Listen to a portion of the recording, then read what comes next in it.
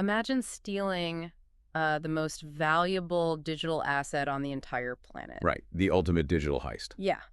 But instead of demanding a $50 million wire transfer to some offshore account, your ransom note just asks for a corporate apology. An apology. Yeah. And, for everyone to buy your fake internet money. Exactly. I mean, it sounds completely absurd, but that is exactly what is happening right now with the Grand Theft Auto 6 leaks. It really is. So welcome to the deep dive, everyone. Okay, let's unpack this. We have a massive stack of notes today based entirely on the latest breakdown from the YouTube channel Dolan Darkus. Specifically from their show, Slop Live, right? Yeah, Slop Live. And they are covering a situation that honestly sounds like a cyberpunk thriller written by an internet troll. But it is currently a multi-billion-dollar crisis for Rockstar Games. Oh, absolutely. And what's fascinating here is that we're watching the traditional corporate crisis playbook completely fail. Like, fail to compute the motives entirely. Right, because it just can't handle the motivations of modern cybercrime. I mean, when a major studio gets breached, they are prepared for extortion. Sure, or corporate espionage. Exactly. They are not prepared for a digital hostage situation orchestrated purely for, micro clout and meme coin marketing. Which is just wild to think about. And that is our mission for you today. We aren't just going to list off the leaked videos like a boring table of contents. No, we need to decode the underlying mechanics of this breach. Right. We want to look at how these hackers are weaponizing the public's massive anticipation for this game and what the specific details hidden in these new leaks tell us about the actual development timeline. Because there's a lot hiding in there. Yeah. And finally, why the ultimate goal here might not be about the video game at all. So we need to start with the baseline of yesterday's initial breach. Because that really establishes the entirely bizarre economic engine driving this whole event. Yeah, exactly. So yesterday I gave us 2 initial gameplay videos. Right, 2 clips. But the footage itself, it almost played second fiddle to how it was packaged. It was plastered with those watermarks. Aggressively watermarked with URLs. And those links didn't point to a dark web manifesto, or a Bitcoin wallet for Rockstar to pay a ransom. No, they directed viewers to purchase a specific cryptocurrency meme coin, one that was actually created by the leaker. Yeah. And attached to that was this public ultimatum. Basically, the leaks will continue until Rockstar Games issues a formal public apology to the hacker. An apology. Like, think about the mechanics of that demand. It is the ultimate evolution of the attention economy. I was trying to conceptualize this earlier, and it feels like a hostage negotiator walking into a bank with a megaphone. Oh, that's a good way to look at it. Right, but he doesn't actually want the cash in the vault. He just wants the police to point all their television cameras at him so he can sell advertising space on his T-shirt. Yeah, that's spot on. The hacker is leveraging the global obsessive hype around Grand Theft Auto 6 to artificially inflate the liquidity of a virtually worthless crypto token. Which is just a totally different paradigm. It really is. And that analogy hits on the exact underlying logic of how these pump and dump schemes operate on decentralized exchanges. Like how they actually make money off this grift. Right. Let's break down why holding a multi-billion-dollar product hostage works so well for this specific type of scam. Because anyone can mint a meme coin for fractions of a cent. It costs basically nothing. Exactly. And the hacker likely holds, 90% of the total supply of this token. But those tokens are fundamentally worthless unless there is liquidity.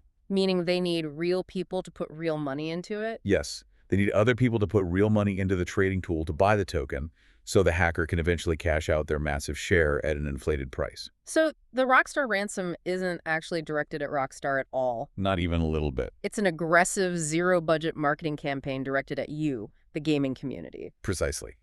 I mean, the hacker doesn't actually expect Rockstar's PR department to draft an apology. That would never happen. Right. The demand for an apology is purely theatrical. It's designed to be so absurd, so inherently viral, that gaming journalists, YouTubers, and social media algorithms just cannot resist covering it. They have to talk about it. Yeah. Every article written about the absurd apology demand inadvertently drives millions of eyeballs to the watermark. And even if only like 0.1% of those viewers are gullible enough to buy the meme coin. That sudden influx of buyers creates the liquidity the hacker needs to dump their bags and walk away with a massive profit. Wow. It fundamentally changes the threat model for entertainment companies. It completely rewrites it, You aren't just protecting your assets from theft anymore. You have to protect your assets from becoming the marketing collateral for a decentralized financial scam. which is terrifying for a studio. It really is. Which brings us to the escalation today. Because yesterday was just the setup, but today, the hacker proved this wasn't just a localized, one-off scrape of an old Slack channel. Yeah, the tap opened much wider today. 2 brand new gameplay clips dropped. And they were meaty clips, too. Yeah, each clocking in at around 2 minutes. And this is where the detective work from the community absolutely shines. Because when leaks happen, my first instinct, and I think the comforting narrative for the studio, is to assume this is an old alpha build from years ago. Right, because studios patch these security holes constantly. Exactly. You assume the hacker found a dusty server with outdated assets, but the internet hive mind completely destroyed that comfort blanket using a single audio cue. The radio station. Yes. In one of the new clips, there is an in-game radio playing in the background, and the community managed to identify the track.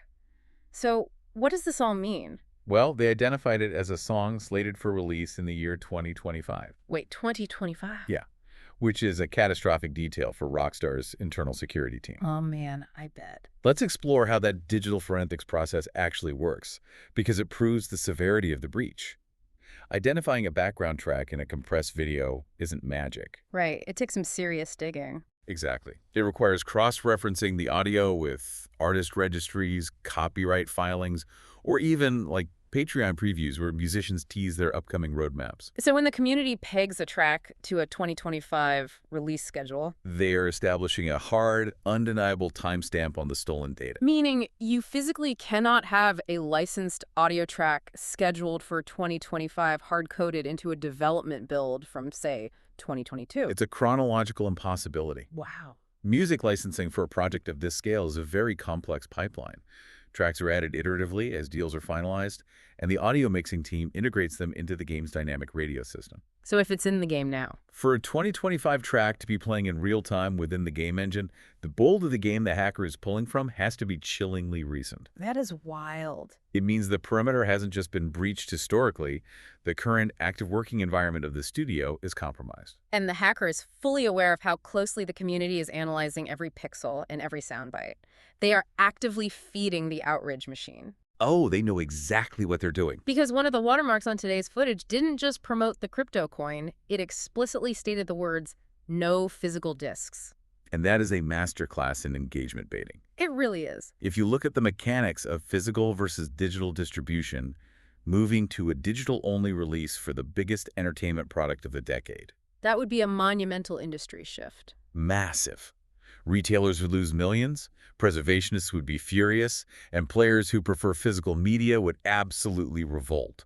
So the hacker knows that throwing that specific phrase into a watermark guarantees massive Reddit threads and thousands of angry quote tweets. Yes, they are weaponizing the cultural anxiety around digital ownership. And it doesn't even matter if Rockstar actually plans to skip physical discs, does it? Not at all. The mere suggestion of it keeps the algorithm heavily pushing the leaked video, which, again, keeps the eyes on the meme coin link. It is incredibly manipulative. It highlights a deep psychological understanding of internet culture. The hacker is basically curating the panic. Here's where it gets really interesting, though. My question becomes a matter of logistics. Because if they have access to a recent build, that's one thing. Right. But a recent build doesn't explain the comedic timing of these releases. Both of the 2-minute clips that dropped today ended in the exact same way. The cutscene. Yeah, they concluded with a highly specific 10-second cutscene from the game's actual story. And in this tiny sliver of dialogue, a character literally says the line, "They don't know nothing about me, man. I use a VPN." It's unbelievable. And according to Slop Live, this was accompanied by a message to Rockstar where the hackers were taunting the developers, acting like the Riddler from Batman. The audacity is staggering. But if we connect this to the bigger picture, the technical implications of that 10-second clip are what should truly keep Rockstar executives awake at night. Why is that 10-second clip so important technically? Well, we need to distinguish between different types of data breaches here. Often, when game footage leaks, a hacker has compromised a messaging app like Slack or Microsoft Teams. Okay, like internal communications. Right.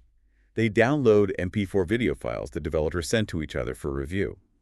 Those files are disjointed, random, and uncurated. Right. If you just scraped an internal chat, you get whatever random bug test a programmer happened to upload that day. You don't get to choose the content. Exactly.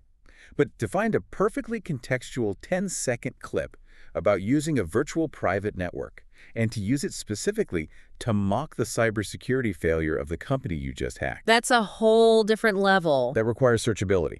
It implies the hacker doesn't just have a folder of random MP4s. It suggests they either have an enormous, organized repository of the game's cinematic assets, Sure. or they have access to a playable executable where they can trigger specific narrative flags. Oh, man. Yeah. They had the time, the access, and the absolute comfort level inside the breached network to go hunting through the game's script specifically for a joke about cybersecurity, record it, and append it to their gameplay footage. It's like breaking into someone's house, taking their jewelry, and then leaving the ransom note written on their own personalized stationery. Yeah. Like using an inside joke about their faulty alarm system, they are actively using the developer's own script against them. It's the ultimate flex.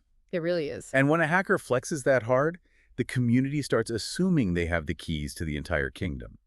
This leads directly into the wildest theories Dull and Darkest covered. The contiguous build theory. Exactly. The debate over whether the hackers possess a contiguous, fully playable build of GTA 6.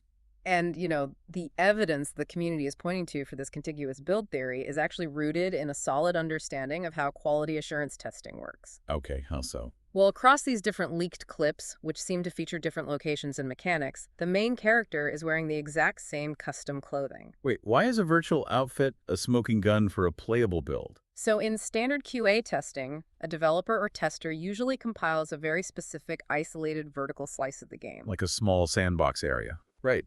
If they need to test the collision physics of a new sports car, they load into a sterile test environment or a specific street corner. They aren't playing through the narrative. Makes sense. When they drop a character into these isolated test modules, the character model usually reverts to default, base-level assets. Ah, I see. The clothes would reset, or they would change entirely depending on which department recorded the video. Okay, that makes sense. So if it were just random developers sending clips to each other, the protagonist would look slightly different every time. Exactly. But if the protagonist is wearing the exact same custom player-selected outfit across multiple clips taking place in different locations and times of day, That's different. it strongly suggests a continuous runtime. It implies a single user is actively playing through a connected, compiled version of the game world and recording the screen themselves. It is a terrifying thought for the studio, but the logic tracks perfectly. However, this is where I have to step in and apply some heavy skepticism on behalf of everyone listening. Fair enough.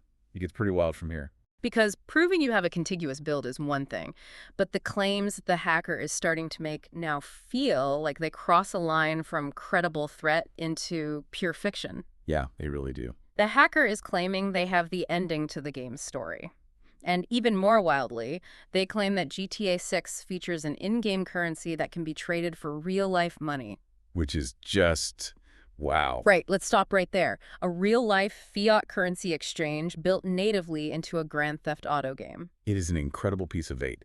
It's designed to exploit the very real fears gamers have about modern monetization. But if we look at the regulatory mechanics of what that would actually require, the claim completely falls apart. Let's pull that thread, because the regulatory nightmare alone seems impossible. It is impossible. If Rockstar implements a system where you can rob a virtual bank and then cash that virtual currency out to your real-life checking account, they immediately stop being just a video game developer, right? Exactly. Under international financial law, they would essentially become a financial institution or a money service business. Which means a whole new set of rules. Huge rules. The moment real-world fiat currency can be reliably extracted from a digital ecosystem, that ecosystem becomes subject to anti-money laundering laws. Oh, of course. Rockstar would have to implement strict know-your-customer protocols, meaning every player might have to upload a government ID just to play the game. Which gamers would absolutely despise. They would revolt.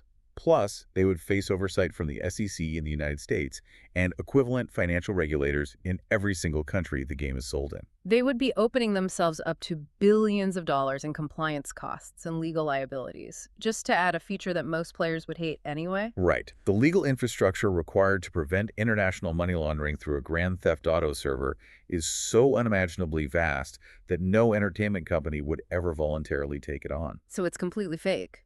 It proves that the hacker is no longer just leaking information. They are actively fabricating rumors. And thankfully, the Slop Live breakdown pointed out that the community is pushing back heavily on these specific claims. Yeah, people aren't buying the real money thing. Newer users are calling this absolute nonsense. They recognize the mechanics of the grift. Because it is a grift. Yeah. The hacker is leveraging the genuine credibility they earned by proving they have a recent playable build with that 2025 audio cue, and they are spending that credibility to spread a highly radioactive false rumor. This raises an important question about how the public consumes stolen information in real time. Because we really have to navigate two simultaneous realities here. Right, the real threat and the fake threat. Exactly. On one side, Rockstar is facing a catastrophic loss of control.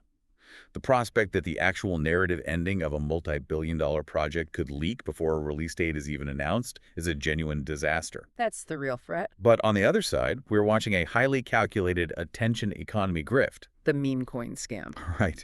If the hacker tells the internet GTA 6 has real-life money trading, the internet explodes. YouTubers rush to make 20-minute analysis videos.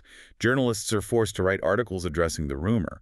And all of that digital traffic inevitably points back to the leaked footage. And right there, watermarked across the footage, is the link to buy the meme coin. It doesn't matter that the rumor is a blatant lie. Not at all. The virality is the entire point. They throw outrageous spaghetti at the wall just to keep the spotlight on their pump and dump scheme. It's all about keeping the eyes on the token.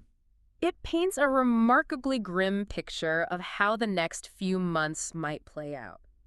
Dolan Darkest signed off their video with a pretty dark observation. Yeah, they did. They noted that if the leakers truly do have a full, contiguous build of the game, we are likely looking at a slow, agonizing bleed. Which is the worst-case scenario. Yeah. We should expect to see these curated, taunting leaks dropping continuously all the way up until the game's actual release. It is psychological torture for the development team. I can't even imagine being one of the devs. Right. You have thousands of artists, programmers, and writers pouring years of their lives into this massive cultural milestone, only to have a bad actor slowly dismantle their carefully planned marketing campaign day by day. Just ripping it apart. And to add insult to injury, the hacker is using the developer's own creative work to taunt them.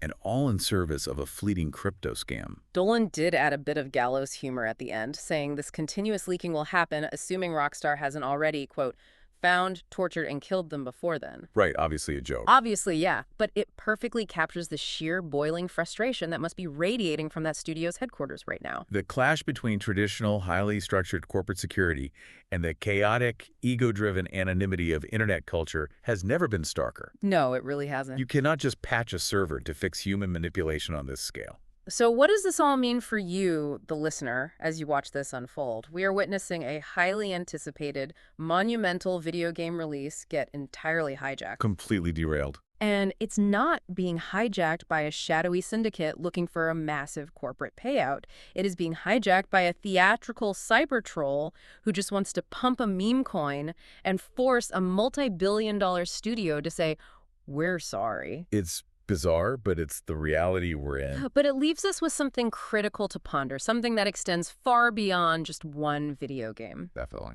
If malicious actors have now successfully proven that they can weaponize the unreleased assets of a major entertainment company, not for a traditional cash ransom, but to manipulate digital financial markets by pumping a meme coin to millions of eager fans, how is that going to rewrite the rules of engagement? That's the million-dollar question. How will major studios, whether in gaming, film, or music, have to fundamentally alter their entire PR and crisis management strategies?